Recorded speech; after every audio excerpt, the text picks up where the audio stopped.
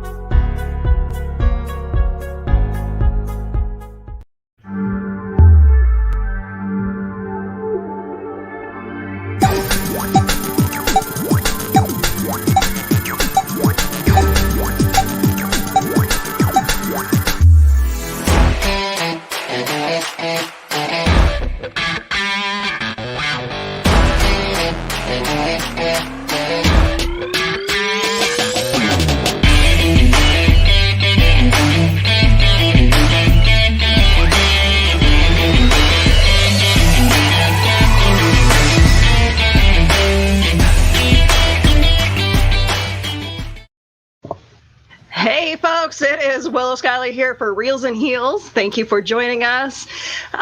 So Nicole, I'm sorry. Nicole and Brian are gone for the day. They're needed to take their vehicle into the shop, so I'm running the show. With me is Corey Taves from Sean Geek Podcast, and also with me is the PDX Broadstrides. Hey, how's it going? Hi. So tell me about yourselves, please. We are the PDX I can't even say our name this morning. We are the PDX Broadsides from Portland, Oregon. And we've been making music together as a trio for 9 years. And PDX Broadsides were born in a shed 10 years ago in September. And we started as a dirty shanty band, and then we started doing family band and stuff. And so now we are your nerd pop folk superheroes, and we sing about feelings and fandoms and butts. That's what we do. That's pretty much just those three things. Yeah. Did I get it? Yeah, that's accurate. Yeah. Thanks to COVID-19, it's been a minute since I've had to do that spiel, as exemplified by the fact that I couldn't remember her name. But yeah, that's kind of what we do. We have 5 studio albums. And our latest one is called Relatable Content, and we were able to launch it with our second Kickstarter, which was way overfunded, and that's great because we got to do a bunch of stretch goals and stuff. And we went on our first East Coast tour. We've done several tours across the US and to Canada, and we were supposed to play a bunch of Canadian dates last year, and hopefully we get to next year. So well, I definitely want to see you guys live, so let me know when you guys come to Winnipeg so that I can be there front and center. We've been booked for KeyCon now 2 years in a row, and so hopefully next year we'll be at KeyCon in Winnipeg, because that's my old stomping grounds. I went to college at Minnesota State University, Moorhead.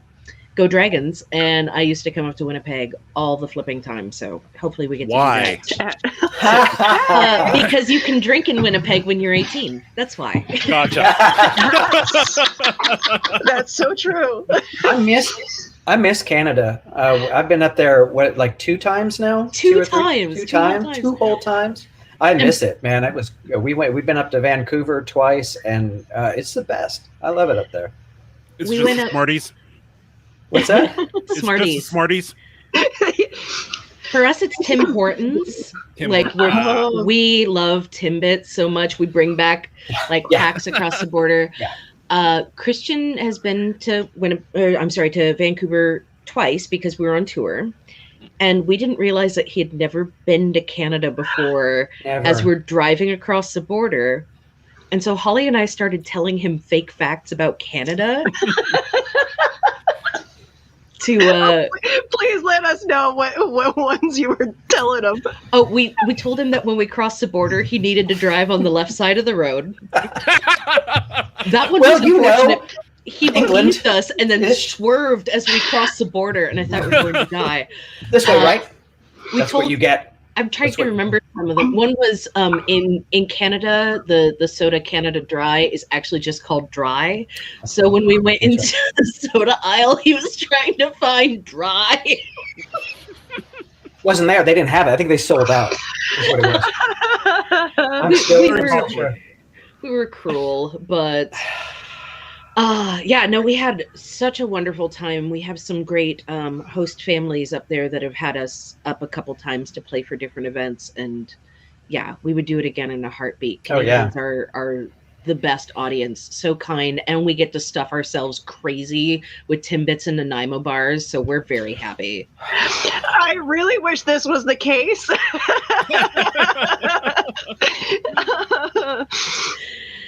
Smells like horses is pretty close to the way downtown Winnipeg smells at any given time. Everything. Honey, we're from Portland, where we have both brunch in abundance and little rings. So Portland was, Christian, you probably know more about the history of Portland and Stumptown than even I do. Go ahead. Portland was a lumber town, and around downtown Portland still there are little rings embedded in the sidewalk so that you can hook your horses up to them. Yep, still in the sidewalk, little metal rings. And now artsy people, which we're loaded with, like to get little plastic horses, My Little Ponies and stuff, and tie them up to these big rings. But yeah, Portland still got used. Yep, they still get used. That's the best part. Portland has more strip clubs per capita than any other city in America. Okay. Wow, it's true. And I don't know, maybe breweries and coffee roasters. Yeah, we're kind of. So you guys are hipsters. Oh yeah. I mean, I wouldn't say we're hipsters. We just have sophisticated tastes. Hipsters is so over. No one's a hipster anymore. It's okay. I work for Starbucks, so I get the whole hipster thing. Our favorite, third band member Holly was a what did they call her position? She was like the bar shift supervisor, or no? She was like a coffee master. Oh, okay. Coffee master. Yeah, I think that's what it was. Yeah, she was a coffee master for Starbucks for several years, and but she's always been a writer and an editor, and so she transitioned back into writing and editing, and is starting to prepare for her master's degree in sex and gender counseling. How am I the oldest person in the band and also the least educated at this point? Oh my God. I plateaued. I'm just like, that's it. I thought I was done. Well, it's because you are so talented that it makes up for the lack of degrees. How's that? Yes. Lack of degrees. That's why I'm always cold.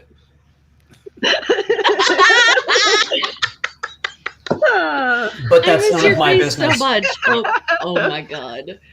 So I was telling you both, and for the audience at home, hi everybody in the chat box. Thank you for all your fake Canada facts, because we're totally going to tell Christian all of them when we're able to travel again. I swear to God. I'll forget them. That's Alaska. By the way, okay, the guy who has the Legend of the Traveling TARDIS, his name is actually Christian too. So. Oh my God. Well, I mean, perfect. Welcome. There's one in every country. If you guys are Whovians and you are looking for more podcasts to hang out, contact him. We have a great space here in Portland that we've played at a number of times, including one of our album release parties, two of them, called the TARDIS Room. Up in North Portland. What kind of place is it? It's a fish and chips shop. That's right. It's a fish and chips shop. And it is, I believe, one of the last few fish and chip shops that still fries their fish in tallow. Is that what it is? Yeah, they use the real. They can't even do it. They can't do it in England anymore. They're healthy and all that kind of stuff, but apparently they got around it. But this whole fish and chips place, which is a reclaimed house, so it's got different rooms, and it's all done in Doctor Who style, and It's just great. It's a super nerdy place, and it's fish and chips. So yeah. Oh, well, that's and ice awesome. cream, weirdly, Yeah. but they've got a great cocktail menu. That's kind of where we're fans. But as we're let me just flail about a little bit. Like, Yeah, no. there's Well, a little bit of Kermit. You Like- guys have control. I'm just here for the good looks. Aww. I'm just here because I begged to be here. Usually I'm told I've got a great face for radio, so I'll take it. That's lovely. Christian, Holly, and I haven't been in the same room together since the end of February last year. Yeah. It's been a long time. We have seen each other kind of from a distance. I think Christian and I had a distanced coffee together in September. Mm-hmm. And we dropped off Christmas presents for each other. Yep. That's it, though. That's like very, yeah. I don't know if I've seen Holly in person since then. She kind of stays in. Yeah, I saw her after her college graduation. I went and saw her for a few. But when we see each other, it's online. We watch RuPaul's Drag Race together. Yeah. And we're all super fans. And we've seen the drag queens live a few times. Got to meet Dax at DragonCon last year, 2 years ago. Because the last time that they had a DragonCon. Because it's a long time ago. Yeah. God, feeling sadder by the minute. But we're hopeful that we can get together soon. We've played online cons in the last year, and we'll do it again this year. Like we're doing Filk, Ontario in next month, April. Filk, Ontario. No. I was just going to ask, do you guys consider yourselves a filking group? That's a great question. Oh, you're not going to take it, are you? Yeah. The answer is we consider ourselves part of the Filk community, and I think when you say Filk, people go like, "Oh, but isn't Weird Al Filk?" No, because to me, Filk isn't about the music; it's about the people. And so the first time we did a con where we were on a Filk track, we had no idea what we were doing. It was somebody at Oricon said, "Hey, you guys do like nerdy music. Do you want to be on this Filk track?" And we're like, "Oh yeah, Filk must mean nerd music," and it doesn't. No. A lot of the subjects are nerdy, but it's really like it's about the community. So yeah, we consider ourselves part of the Filk community. And in addition, we're a nerd pop band that tours internationally and sings about feelings and whatever we want to, wherever we want to. So we're not limited to just cons or just Filk circles, but when we're welcomed into those spaces, we're stoked about it. Yeah. Okay. That's the weirdest thing. That is really the weirdest thing about the concept of Filk is that it's not a genre. It's not a genre of music. It's not necessarily parody. It's not necessarily nerdy stuff. If you go to a Filk circle, you'll hear, 17th century ballads about, love and stuff. And then you'll also hear someone reworking a song to make it be about Doctor Who or whatever. So it's, you can't really pin it down. It is about the community. I'm going to keep talking. I was for the Pegasus Awards, the Pegasus Filk Awards, which we were nominated for twice. There was a discussion about what is Filk, and someone brought up Weird Al because he does parodies, right? But I think that the upshot was kind of that he's not part of the community. He doesn't identify or do Filk circles and stuff like that, so it doesn't really count. So he's not like available for nominations and stuff like that. So it's a really interesting term, Filk. Yeah, never actually really delved into it, so I do like to play. I fully encourage you that if you've gone to a con and you're like, what is this whole Filk track about? They're really friendly people who make up songs about everything. Like, go in, sit for a concert, or attend a Filk circle. You're not expected to play. You're not expected to sing. Like, you are welcome to, but it's an invitation, not an obligation. Like, go and enjoy the community and the music. These true Canadian facts are just killing me. In Winnipeg, they make naughty snowmen and women. Yeah, we do that in the U.S. too. It's not like you cross the border and everyone becomes pure. But I think these are true patriot lies.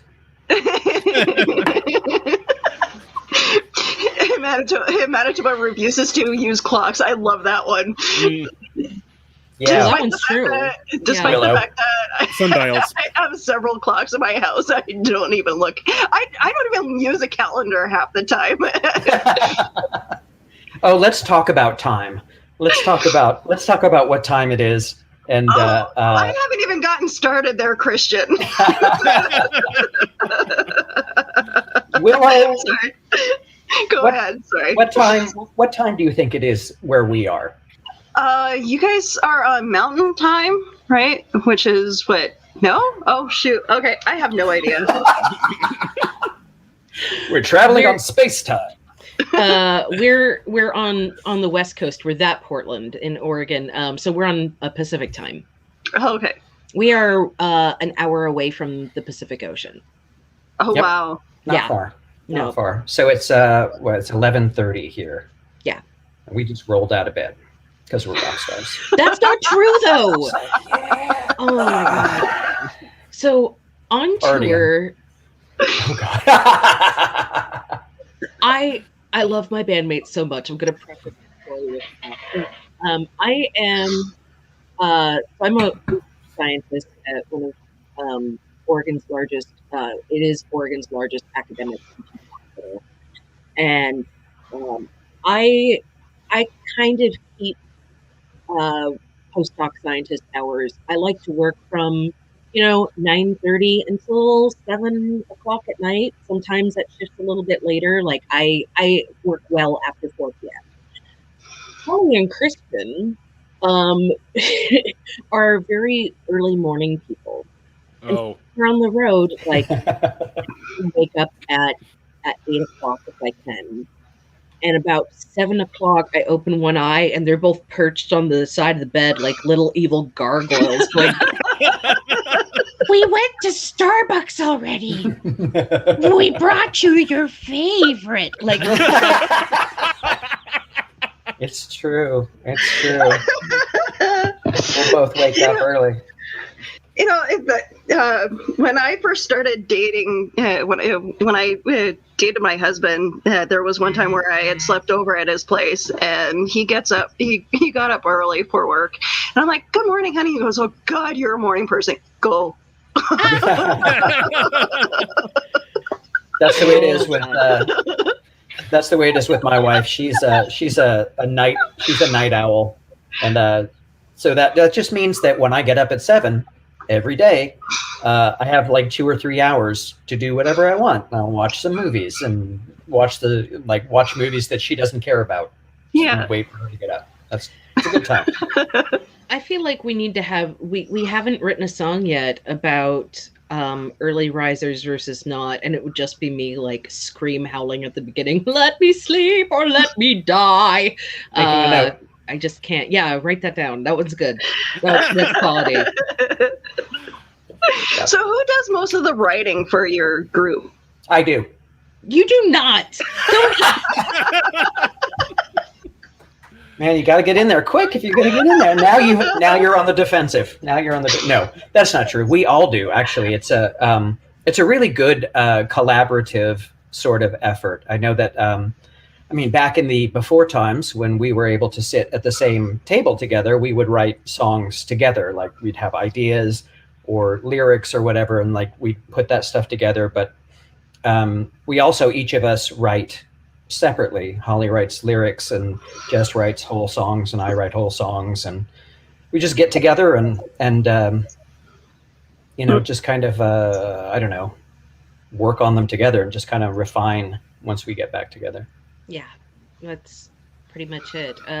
I'd say, probably 75-80% of the time, one of us comes in with like a pretty full concept, like lyrics wise, or like here's how I want this to sound, but it really doesn't. It doesn't become a broadside song until we've all sort of touched it in some way or another, and that's I think we could not make the songs that we make together individually. It just there's a special magic that comes from working together. This year's been a little weird, but we've still done some songwriting together. We've done that just shows how British we still are. Before they strike you with the cricket bat. Yes, please. Oh my god. See that show. See that no one, you could drive on the other side of the road. Who knows how much is British is still stuck to you. Sorry, as long as you say sorry while doing it, it's okay. Sorry. Oh. We apologize even if we're in the wrong or in the right, rather. I just realized you are wearing a shirt. Corey's wearing a shirt of ours from Redbubble. Yes, he is. Is that Redbubble or Threadless? Look at that. Threadless. Yeah, the Brady Bunch. That is so cool. Our designs on Threadless we don't carry at shows or anything. Like they're print to order, and so it's weird when we see one out in the wild. We're like, you got our faces on your phone case? Cool. And we didn't have to bother you. Oh, really? Yeah. Oh, what does she have?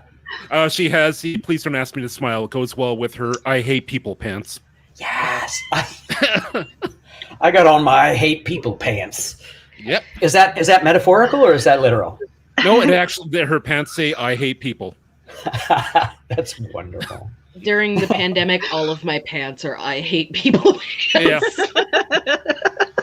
Makes sense to me. Yeah.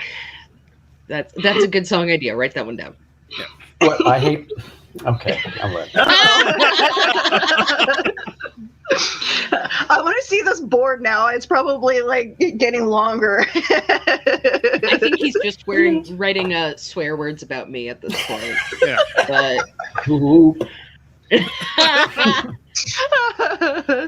just like covered, like The Shining. It just says poop over and over again. We each have our own like Google Doc actually of song ideas that we end up writing down, and sometimes those song ideas blossom into something bigger, and sometimes they stick around forever and never become anything. And so I'll be scrolling down and be like, oh, what was I feeling that day that I wrote that thing? Yeah, what did I mean? What the hell was I talking about?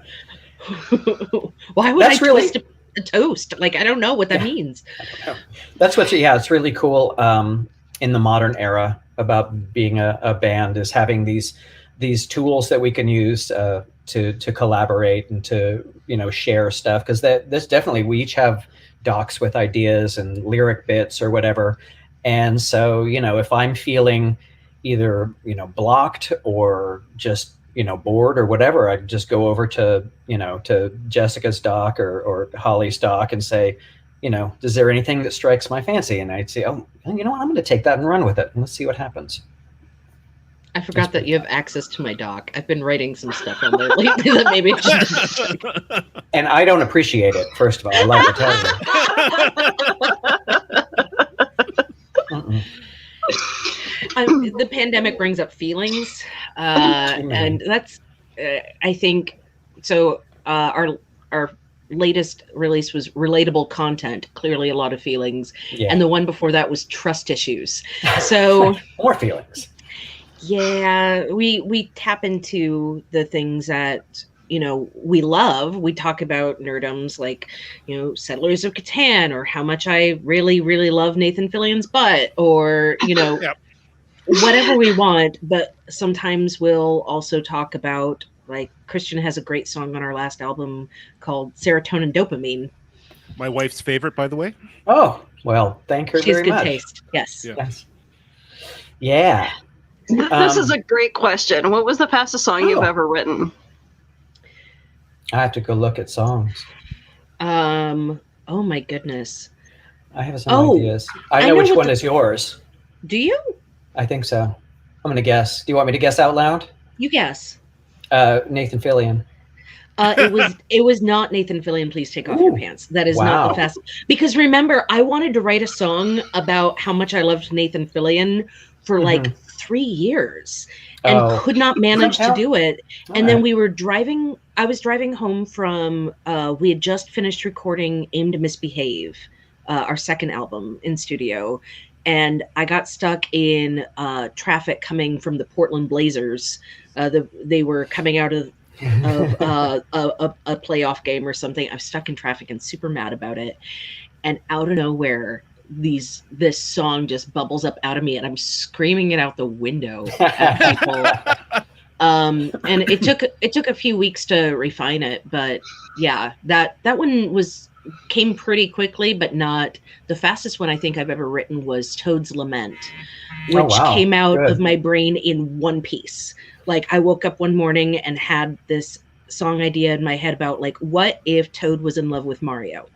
Boom. And every time Toad shows up, or Mario shows up, Toad is heartbroken because he just wants to be Mario's princess. Write it down. And it was a good one.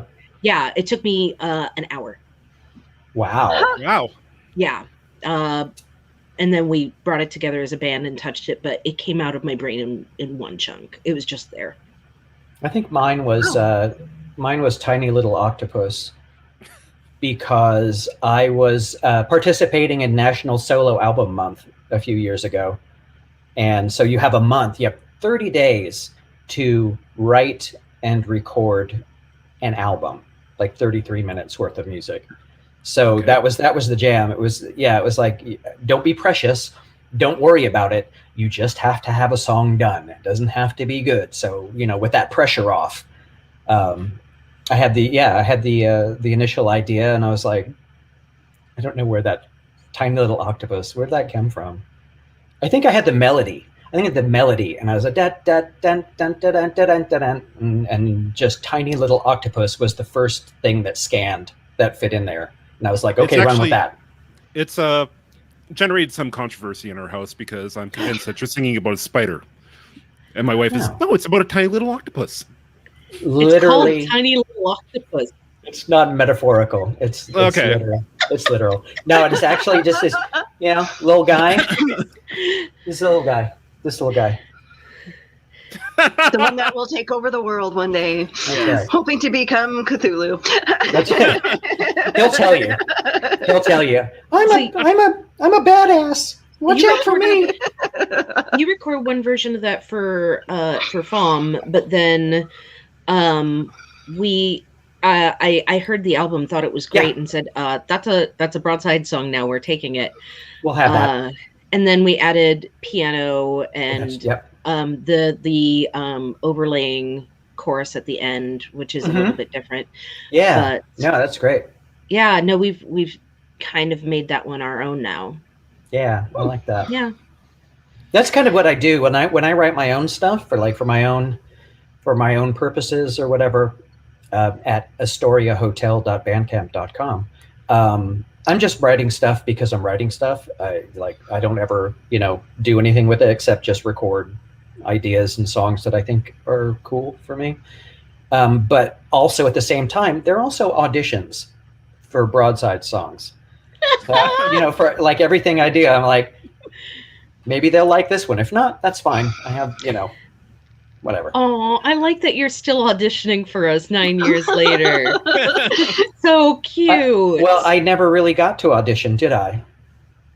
You told me I was in the band. Yeah, that's true. We're like, you did audition. Don't even lie. We sent you some like the songs that we'd been working on, including some of the new nerdy stuff like the zombie song. And said, like, if you could learn a couple of those, because we'd known another guy who was like, I play guitar. And it turned out he played 2.5 chords. And Christian was like, oh, yeah, I kind of play guitar. And then he shows up and he's learned the entire songbook and he's amazing. And we said, you're a guitarist? And he goes, no, I'm a drummer. So That's true. I never really thought I was that good. Or I was like, I'm really a drummer. That's fine. I see a question about song lyrics.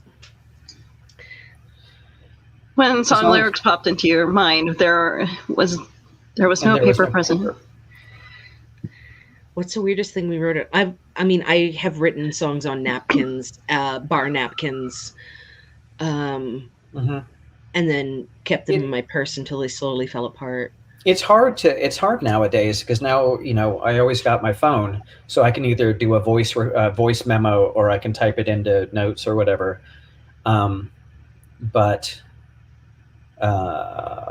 Napkins, piece of candy wrapper.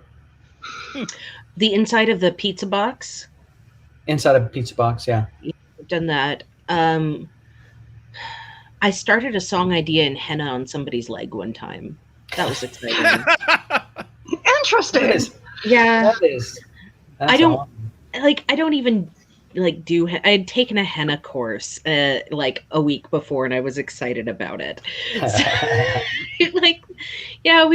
We've done some weird things, but Christian's totally right. Like, now that we have our phones or our iPads with us, I'm like, I've got a song idea. Pull open the document. Let's party. Let's do this thing. How often at 3 o'clock in the morning do you reach over for your phone and go like, Sometimes, but I wish I had it in the shower with me sometimes. That's when I come up with the best ideas. Yeah. I've learned that when you get that idea and part of your brain says, "Oh, I'll remember it," don't believe that, because it will go. Yeah. You got to write it down. Yeah. Every time. Oh, we should have a whiteboard in the shower or something. Oh, that's a good idea. They do make shower notes. Like, they're laminated and it's essentially wax that you, like a crayon that you can write on it so it doesn't rub away. Oh, we've got those field notes, little notebooks for like bird watchers and things like that. And it's waterproof paper. Yeah. That you can write on. Yeah. Because, shower thoughts. For sure. Reminds me of a story my grad school mentor used to tell me about how Americans spent millions of dollars and a couple of years developing a pen that could write in zero gravity, and the Russians took a pencil. Boom. Saving money. I'm just saying, like, what if we had wax paper and I'm like, what if? You just, what if we had the special ink? Maybe that's good. Don't overthink it. That's good advice for any creative as well. Is just like, you know what, just if it works, it works. Don't worry about it. And, that's one of the things about writing quickly within a set amount of time is great, because you don't have time to overthink something and you're not doing it really to impress anybody. Like, I hope an audience likes this or whatever. It's like, I hope it is done in time. That's it. So you write some clunkers sometimes. Me personally? Oh no. Yeah, that's why you're required to continue to audition for us. I've written some bad songs. We all have. I wrote a song about the Fiscal Cliff one time. Okay, now let's see if anyone knows what that means. What do you know what the Fiscal Cliff is? No, I don't think I've ever heard that term before, but so a few years ago, QED.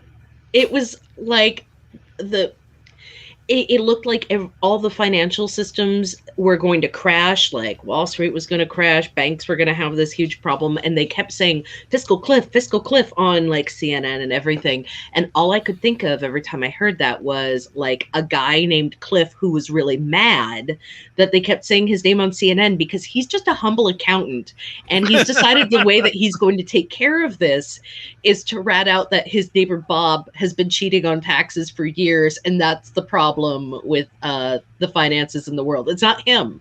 It's his neighbor Bob. Bob, yeah. So I wrote this song, and Filk circles love it because Filkers remember everything. They're like, remember Worldcon 1984 when we were stuck on that escalator and we could have left at any point, but we didn't? Here's a song about that. but true story, literal story that was told in a Filk circle one time where I was like, what the hell is happening? Yeah. But you say, you remember the Fiscal Cliff? And like 75% of the people in the room are going to go, yeah! So I've done it in Filk circles, and they think I'm funny. I didn't even know what that meant, honestly. I had heard it, but I didn't know what it meant. And I think it was probably more like 5 or 6 years ago at this point. So I am He's just a humble accountant, retired and living on pension. Like, it was Huzzah. funny. All right. It was a sea shanty too. It has really become a great in-joke with the band. Yeah, like It's been really nice. Sometimes you write good songs, and sometimes you write Fiscal Cliff, and then we I wish laugh about it, and I cry into my whiskey. I wish the songs that I wrote that didn't make it were that good, that funny, or like mine are just crappy. If they're bad, they're just boring and crappy. They're not like you shoot for the moon and like you really went for it. And I appreciate that and I respect that, but mine are just like, oh, the end. So, when you guys think of these sea shanties, do you guys actually look for like classic sea shanties, or do you prefer writing your own? I write my own. When we used to do a lot more sea shanties, because when we started as a band, we were a dirty all-girl a cappella trio doing dirty pirate shanties that had already been written, and now we do more like pop folk and original stuff. Occasionally we'll do a sea shanty though, because they're still, very, very close to our hearts. We love them. Yeah. We have written shanties for like Lucy Bellwood, who does all sorts of things about boats, and is a very notable cartoonist. Who else? Arabella of Mars, David Levine. Yep. Yeah, Arabella Venus. He's an author that we did a couple of sky shanties for. I'm sorry, those are my puppies. No, it's okay. Who are apparently having. I have cats, and Simba was just over here rubbing my leg, just trying to get my attention. I was like, go away. Lucy is my giant fluffy Muppet, and we just adopted Bucky 2 weeks ago. And we think he's an English pointer mix. He was rescued from South Korea, and they love each other. They go nuts. So, yeah, they play and they make noise. Where was I? Fiscal Cliff. David Levine wrote a book called David Levine wrote a book called Arabella of Mars, and the universe that it takes place in is like the old 18th century idea. Where there is the ether in between the planets, and the planets are much closer to each other, and they developed a means of traveling on open ships between the planets, and like it's so cool. But he hired us. He actually commissioned us to write a song for it, or a theme song for it, or whatever. That was great because it gave me a chance to read the book ahead of time. Nice. But I think we've been around shanties long enough that we know the style, and we know what sounds like a shanty, and we can kind of make stuff that sounds legitimate, I guess. That one, what was that? Take the Air. Take the Air, yeah. That was so fun. We've written some Star and Sky shanties, Astronaut's Hymn, but yeah, they instead of becoming our meat and potatoes, now they're sort of the sprinkles, the sprinkles on the sundae that is our sweetness on top of the pickle sundae that we've got of layers. Pickle sundae. Pickle sundae. Write that down. That's a song idea. All right. So my boss, Brian. Hi, Brian. Hello. Hey, Brian. The actual owner of this podcast. He's stopping in to say hi.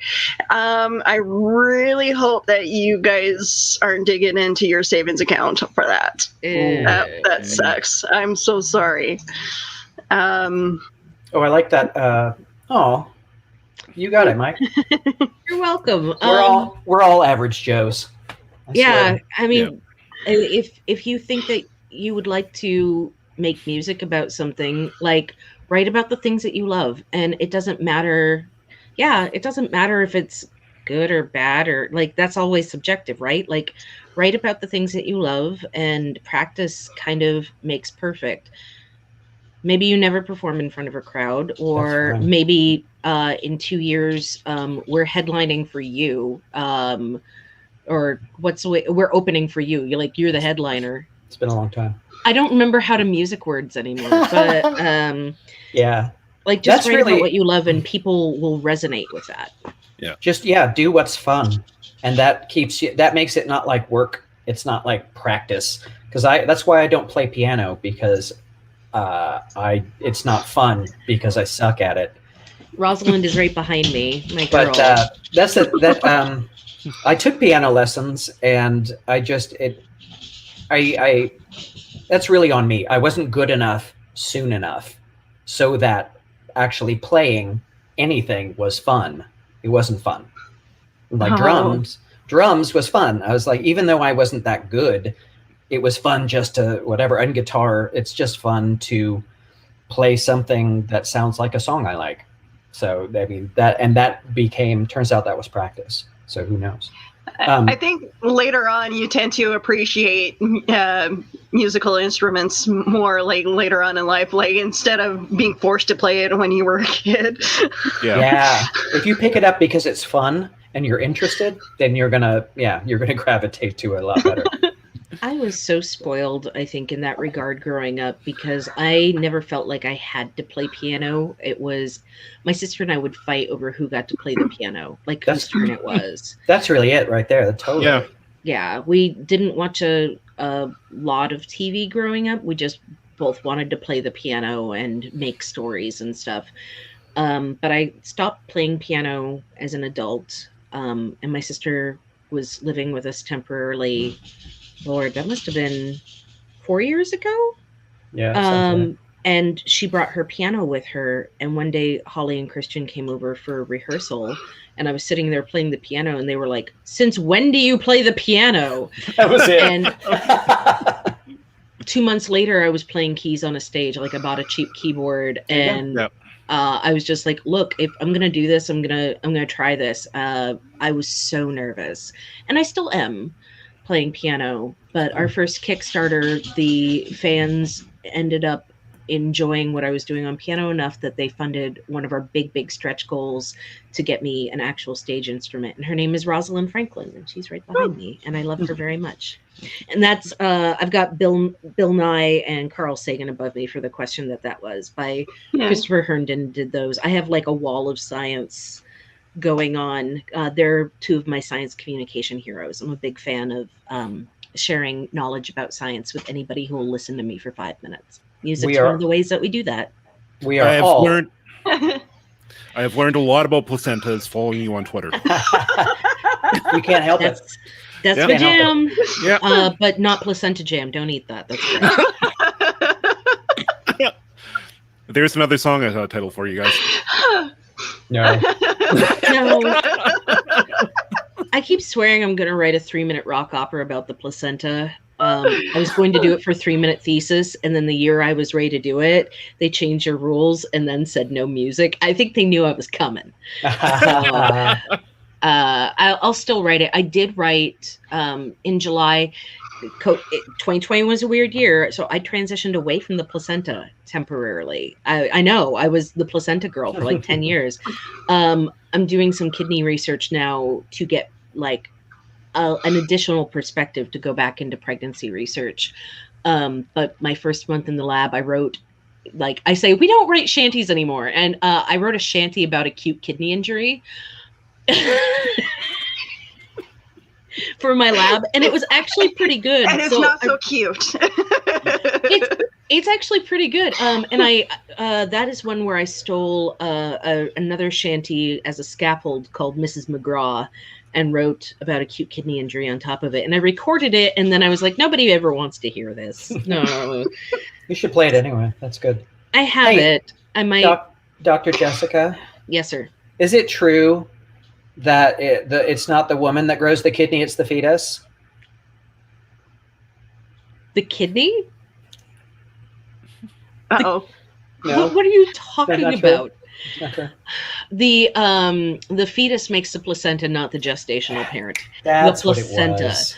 Everybody That's what makes it their was. own kidneys. All right. Well, I thought that's why you switched over, because you were like trying to like new theories about the kidney. Well, maybe the No. kidney is grown by the fetus too. No, that's a much longer story why I switched over. We don't have time All right. to unpack all of that. Well, We can I'll talk definitely about- have to have you. I'll definitely have to have you on my show. We'll talk at a later date.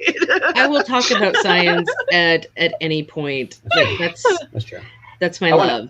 Let's talk about Mike's question or Mike's comment about bad songs, because it can be sometimes very disheartening to write a bad song. You get halfway through and you're like, nope, this is bad. This is not going anywhere. And he says, bad songs are there so that you can appreciate the good songs more. That is true by contrast. But also there's that saying that you have to write 100 bad songs before you write your first good song. And I think about that all the time. When oh gosh, it was like 2 years ago at this point. I was at home. I got laid off, and I was off work for like 4 or 5 months. And I would get up at 7, of course, because I do. My wife was working, but I would go to Starbucks. I'm just bringing all of this together. Starbucks every morning. I'd go to Starbucks every morning, and I would get my coffee, and I would sit down with my laptop and write a song. Write a set of lyrics. And I was like, I will stay here until this is finished, and then I will go home. And that was like every day I would get in there and write, and a lot of them were really bad. But that's what I was thinking. It's like, just finish it. And I think that's true of a lot of artistic endeavors is don't worry about it. Just finish it, right? Perfect is the enemy of the good. I think it was Chuck Jones mentioned that one of his teachers had told him that you all have 10,000 bad drawings inside of you. The sooner we get them out, the better. Yep. That a good point. That rings so true to me. It's like, get it out, because otherwise it's blocking the good stuff that's waiting to come out. Yeah. And plus it got me in the habit of just writing, of not being precious, and just like I'm tired, my coffee is cold, and I want to go home, but I am not done yet. So just write something. Yeah. Fiscal Cliff. But I think you came out with some really good stuff I did. out of I that think too. so. I mean, I think so. can't remember a single one of them now, but I know. no, you came out with some really good stuff. Some of it made its way onto relatable content. So, Is that true? it's true. Do you guys ever get your fans coming up to you saying that one particular song that you thought wasn't good was one of their favorites? I All the love time. that stuff. I love that. They're like, oh, I really love this song. And you're like, really? Okay, that's cool. Why? Love it though. Why? There's never any judge. Like you can ask, like we have asked fans, like, "What's your favorite song?" And then we'll get like 100 different answers, and that's so cool. It's wonderful that we have such a wide catalog that speaks to so many different people. Because we write about the things that we love, which means we're not just writing about one thing, we're writing about a lot of things. Mhm. And people can go like, oh yeah, I really love Steven Universe and I feel that way about Breakfast. Like that is my, Together Breakfast is the song for me. Perfect. There's a song for every occasion. That's the thing is that also when you're writing a song and you're like, well, maybe this is just for me. It might be for someone else as well. You like never know what people are going to connect with. So don't worry about writing something that, because it's going to connect with somebody, because you don't know, you can't anticipate that. So just quit thinking about it. Just finish it. Well, I think everybody can, appreciate and connect with Nathan Fillion taking off his pants. That was it. No matter what age you are. Yeah. I'm so glad, but there was a point where for 3-4 years there that if we didn't do Nathan Fillion in a set, I was afraid we were going to have a mutiny on our hands. Like fans really liked that one, and I did too. But I had to promise, like it came where I had to promise Holly and Christian that at least 2 times a year we would do a set that contained no Fillion, just to please them. It's not that it's a bad song. It's just it's omnipresent. Yeah, it's like all the time. It is fun though. So you know. And that's one that's weird that it's had to change a little bit over time. Like when you write a song and then suddenly, oh, that thing is no longer a thing. Like big case in point when we wrote the song about Ello, and Ello was a thing for like they loved it so much that they played it in their corporate offices and sent us swag. Yeah, we got T-shirts and stuff from Ello. I still wear mine to work out in. Like I cut the sleeves off of it. It's super cute. Ello was a social media platform. For like, it still is. I still get notifications from them, but I don't know anyone who uses it. No, it's too bad. It's unfortunate. Oh, wow. Yeah. But there's a line in Fillion. It's his took us even has a Tumblr. Nathan, if you want my number, I could be your booty drummer. Oh my God, but because I don't know if I can say the A word on here, but Tumblr isn't really a thing now. So it's his took us even had a Tumblr. Like you have to sort of go back and you got to be careful with them. Things. You got to be careful with them topical subjects because they can go away. Fiscal Cliff. Yeah, I was about to. This is going to be our most famous song that we've never done. I love it. We've done like I have written a couple songs about the coronavirus pandemic in the last year and performed them at cons. Oops. But I don't think I don't know that they'll become regular parts of our set because like at some point they'll become a little less topical and people will probably want to hear about it less. Especially if if it turns out that Nathan Fillion was just 3 gophers in a trench coat, then we're going to be like, there goes Fillion. That's the secret. I mean, we do have a song that addresses Joss Whedon in some ways. It's called Orpheus, and it's all about like men who you put on pedestals because it's almost always men that take advantage of that position. They're so shiny and they can do no wrong, but really everybody in the room that they've wronged is frozen because they're so entranced and they can't move. Yeah. So yeah, we've written about our feelings and our heroes in sort of that oblique way sometimes when they fall down. Like Joss Whedon, Aziz Ansari, like they were both big inspirations for that song. It was really disappointing. Yeah. What about I can't even remember his name. The fan fiction. Oh, Adam Baldwin. Adam Baldwin fanfic. That's on our dirty EP. It's Adam Baldwin /fic. Yeah, that would. Oh my God! I need to hear this. It's on Lust Issues, which you can find at pdxbroadsides.bandcamp.com, or I think it's on Spotify too. But we get like half of a cent. But I mean, if you love it, play it, rock it.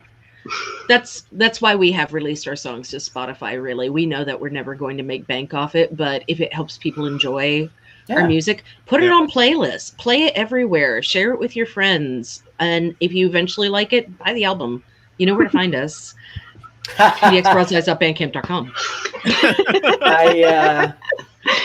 I'm looking at the lyrics now. I forgot a bunch of these, and that's just it's a naughty song. Wow. Oh yeah, it is. It's fictional. The same album that's got the Tom Lehrer inspired song "It's Just Sex," and Dirtbag Romeo. Dirtbag Romeo. Yes. Oh shit! I love that song. That's a song that Jessica wrote, and she wrote it so that I would sing it, because I couldn't get away with it. it's from the viewpoint. It's from the point of view of Romeo, who is a total dirtbag if you read the play. Yes. But this just makes it a little more obvious, and a little more modern.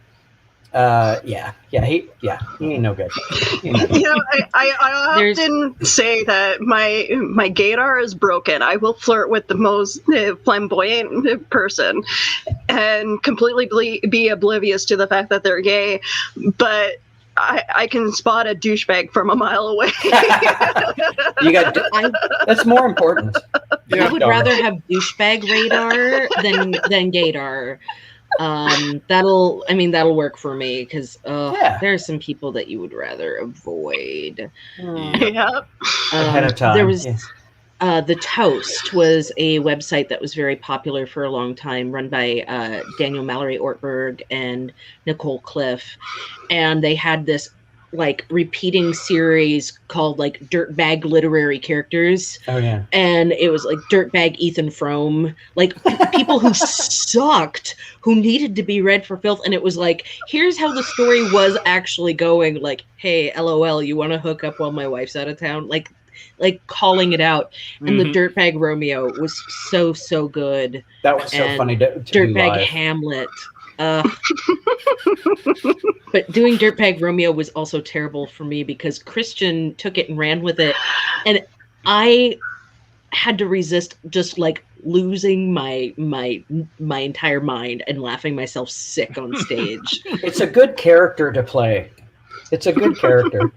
He does this grunting in between the choruses, and I can't. Dear Juliet.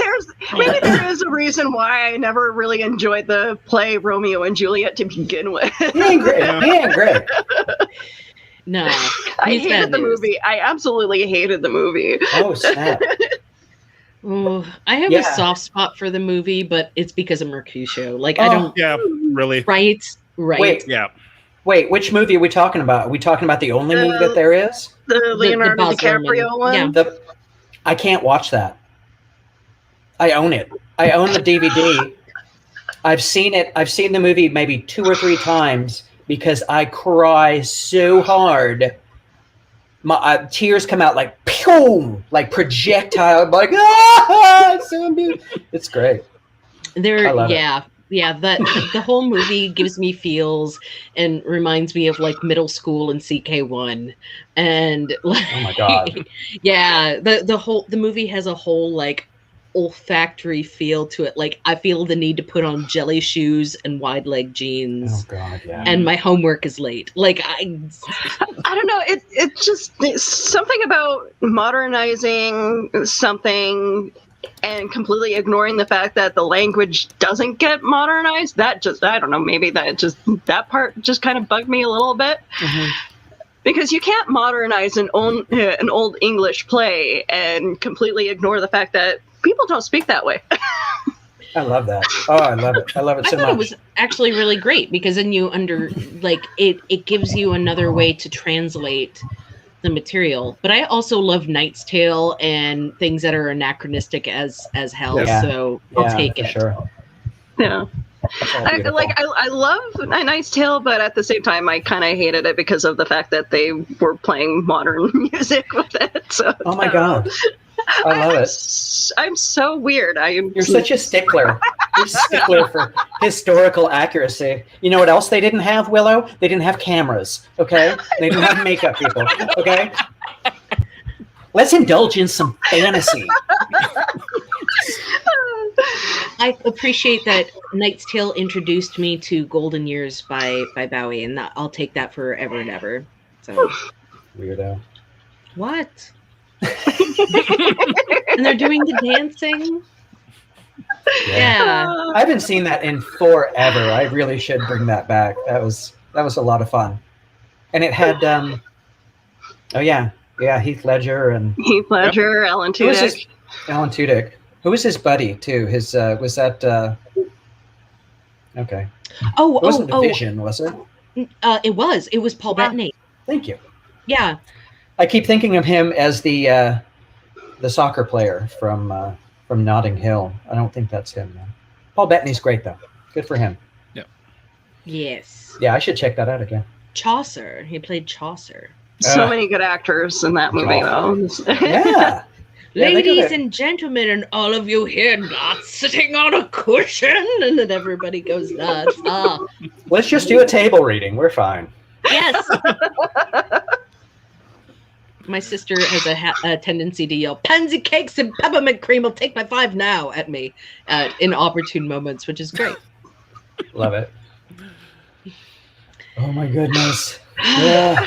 Man, I think this is the most I've laughed in a single hour in like a year. It's crazy. This is good. It was time. Yeah. Well, I'm glad that Corey came up with the idea to bring you guys on here, and he was really wanting to be my co-host. Yeah. So, and Big fan. I don't know if you can tell, but Y'all are fun. That's great. No, thank you so much to both. We are so honored and thrilled, and we're hoping to be able to see you in Winnipeg soon. But we are going to be doing some virtual content for KeyCon this year, which is over Victoria Day weekend in May. Yeah, we're Americans, but we know what Victoria Day is. Okay, we keep it 100, and we are excited to play some songs and hang out. We're doing Filk Ontario next month, but if you follow us, we're PDX Broadsides on Twitter and Facebook and Instagram and pdxbroadsides.com. We put all of our show information up there. So we've got a lot of stuff coming down the pipe, mostly virtual to start, but we're hopeful that by the time we all get vaccinated, at the very least, maybe we can do a live show late this summer where we're we'll video it live, but we'll all be in the same yard. That'd be really cool. Oh, that would be awesome. yeah. We installed heaters in our backyard. Let's do this. I just want to have family gatherings again and be able to barbecue. Yeah. I forgot what it's like. I've forgotten what it's like to play at the same time as someone else. You know what I mean? We've done solo stuff online or whatever, but not it's the playing at the same time is really is more than the sum of its parts. Hi, Jen. Hi, honey. I'll be home soon. It's weird because I'll hey, Corey, tell your wife hi for me, and I don't mean that in a weird way. I'm just like, hey, say hey to Jen.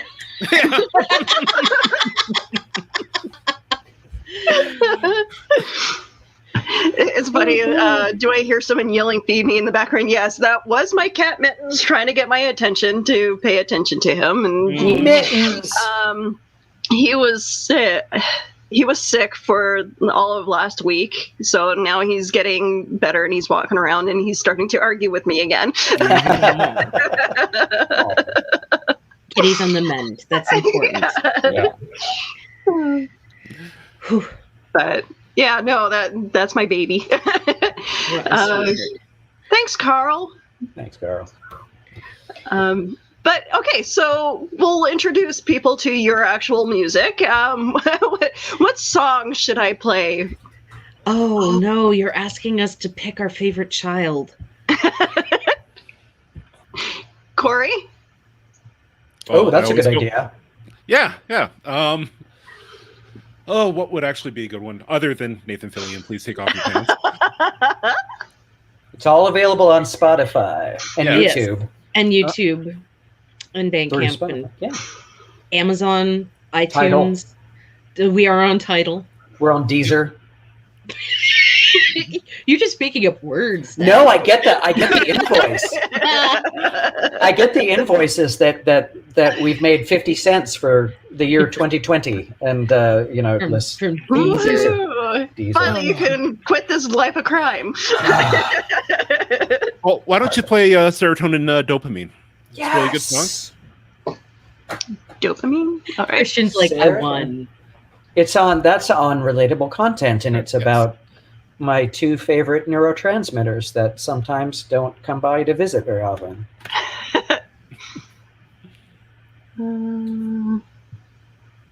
I have one question for you guys. What is it with you guys and bees? What? There's a card in the Cards Against Humanity deck that says bees, and for some reason that was like the funniest freaking thing to me and Holly for a long time. And so, like, it was Please Don't Ask Me to Smile when she wrote in, my cat was abducted by aliens, and my car is infested with bees. Bees? And that was just me and Christian, and it would crack her up every time. And so when Serotonin Dopamine came around and Christian wrote, like, my head is full of angry bees, you can hear Holly and I in the background going, bees, like buzzing along. Classy. Good. So I know that's weird, right? That's a cool, that's a fun in joke, actually. Yeah. It's just, what's it with you and bees? I feel like that needs to be cross stitched.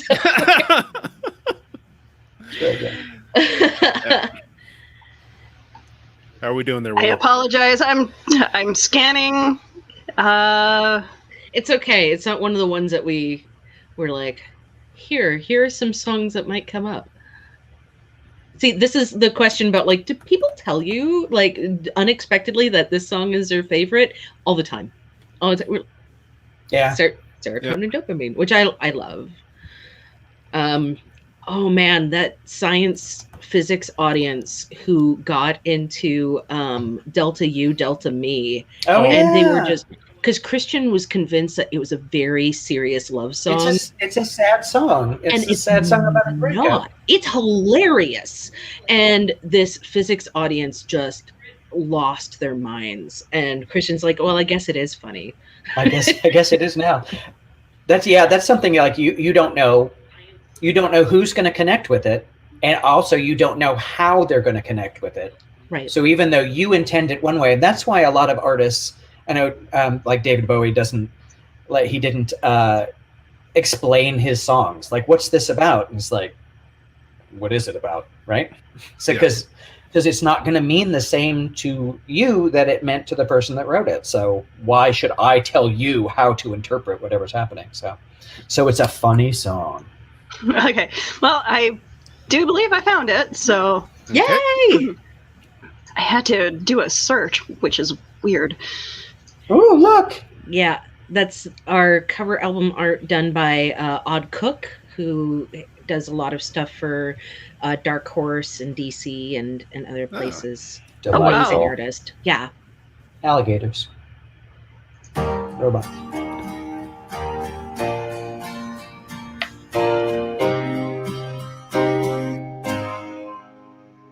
It's been a long day. For several months, internal silence. I had it once, and though my life is looking up, I just see an empty cup that is somehow made of fire. So I'm looking for some friends I used to know. Give me that serotonin, dopamine, empty out my veins of gasoline. I'm stuck in overdrive, and I could burn alive. I need some serotonin, dopamine, soothing sweet endorphins come to me and calm my worried brow. I could use some solace from you now. Is that a backbeat? Or jungle drums? Like something wicked, it always comes. All I want is to get out of this hidden haunted house that is open all year round. So if you could get me where I want to go, give me that serotonin, dopamine, empty out my veins of gasoline. I'm stuck in overdrive, and I could burn alive. I need some serotonin, dopamine, soothing sweet endorphins come to me and calm my worried brow. I could use some solace from you now. Somehow it feels like I am plugged into a socket in a rocket that is full of angry bees, who now decide that it is time to check my taxes, sharpening axes while I think I've lost my key. No need to worry, I'll be alright. Are you alright? I will be social, just not tonight. There's an upset in my brain, and I'm afraid I must abstain. So a party on my own. But if you've got those drugs I wanna score, give me that serotonin, dopamine. Empty out my veins of gasoline. I'm stuck in overdrive, and I could burn alive. I need some serotonin, dopamine. Soothing, sweet endorphins come to me and calm my worried brow. I could use some solace from you now. Oh, oh, I could use some solace from you now. That is a beautiful song. Almost teared up there. Such a beautiful. To hear that again and get to sing along, I'm like, oh, That was nice. that. Yeah, I'm really proud of that one. That's a The only- great song. Thank you. The only thing that would make it better would be drums and electric guitar, because that one needs to be just, that's an arena song. And then the lights come up. The lights come up in the stadium, like pow, and everybody's like, "Yes, I have mental illness too." We'll have to do a Broadsides remix. 10th anniversary is here. Maybe we can redo. Yeah, crowd, right. With crowd noise. I'll put crowd noise in it too. Yeah, it's fun at cons in particular, or Filk circles, when you say like, so here's a song about mental illness, woo, and the crowd goes woo. Right. That's the best. You don't have to downplay it or metaphorize it or anything. It's just like, hey, who's got brains that sometimes are stupid or jerks? Yep. And everybody's like, yeah. Aw. Yeah. Almost all the time. we have a daughter that's heading into her teen years, and jerk brain has kind of become the term that she's begun using to describe when her brain's just not being kind to her. Yeah. Oh, I love that. There are days where I give myself so much crap because it's like I'm watching myself do something stupid and I can't stop it. Yeah. Gosh, it's the worst. But yeah, why not? It's something that everybody basically goes through. So it's a touchstone. It's fair game for songs. And something that doesn't get talked about enough. So that is totally true. Yeah. So yeah, normalize not being normal. Yeah. And I think pretty much every fandom person can appreciate it. Yeah.